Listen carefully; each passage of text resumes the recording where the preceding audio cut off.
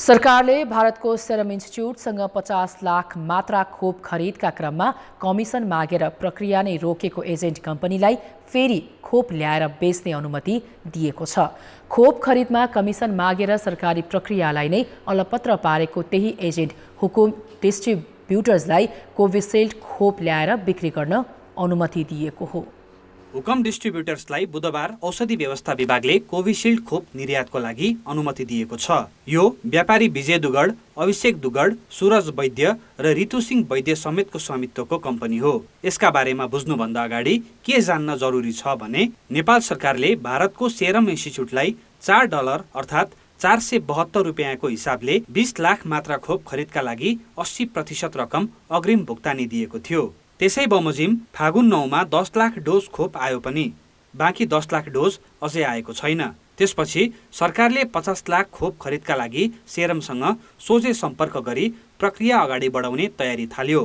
तर सेरमको नेपाल स्थित एजेन्ट हुकम डिस्ट्रिब्युटर्सले खोप खरिद गर्दा 10% कमिसन आफूलाई चाहिने अडान राखेपछि खरिद प्रक्रिया नै अवरुद्ध भयो। तर अहिले यही हुकमलाई सरकारले भारतको सेरम इन्स्टिच्युटले उत्पादन गरेको कोभिसिल्ड खोप ल्याएर बिक्री गर्न अनुमति दिएको छ। हुकमले ल्याउने यो खोपका लागि प्रति डोज 1709 रुपियाँ तिर्नुपर्छ। सरकारले किनेरै ल्याउँछ, जनतालाई निशुल्क दिन्छ, दिइरहेको छ। अहिले 21 लाख हामीले दिइसक्यौँ।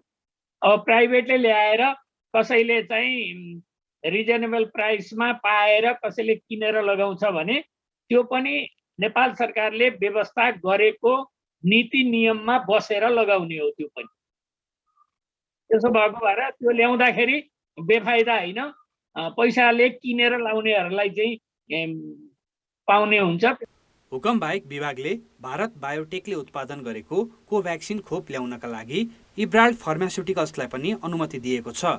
यस्तै रुसले उत्पादन गरेको खोप स्पुत्निक भी आयात तथा बिक्रीका लागि लोमस फर्मालाई अनुमति दिएको छ।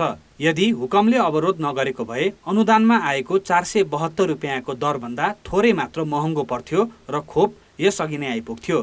तर सरकारी प्रक्रिया नै अलपत्र पारेर कमिसन नभई डेग नचल्ने कम्पनीलाई नै सरकारले फेरि खोप ल्याएर महँगोमा बेच्ने अनुमति किन दियो त? मेजोरिटी खोप चाहिँ सरकारलाई नै बेच्छ सिरम इन्डियाले। त्यसो भएर केही खोप चाहिँ प्राइभेटलाई पनि दिने उनीहरूको प्रोभिजन छ। त्यसो भएर अब सिरम इन्डियाको चाहिँ एजेन्टलाई कोभिसिल्ड चाहिँ ल्याउने नदिएर अरूलाई त दिने कुरै भएन। एप्लाई उसले गरेछ, नगरेकालाई दिने त के हो? सरकारले किन्न पाउने भागको मात्रै सरकारले किन्न पाउँछ। प्राइभेटलाई बेच्न उनीहरूले निदो गरेको मात्रा चाहिँ सरकारले किन्न चाहेर पाउँदैन। सेरमले सरकारले किन्न पाउने भागको मात्र दिने भनेको र निजीलाई बेच्न निदो गरेको खोप किन्न हुकमले आवेदन दिएकैले उसैलाई अनुमति दिइएको स्वास्थ्य मन्त्रालयको भनाइमा विरोधाभास देखिन्छ। किनभने हुकमकै अवरोधका कारण सरकारले अहिलेसम्म आफूले ल्याउने भनेको खोप ल्याउन सकेको छैन।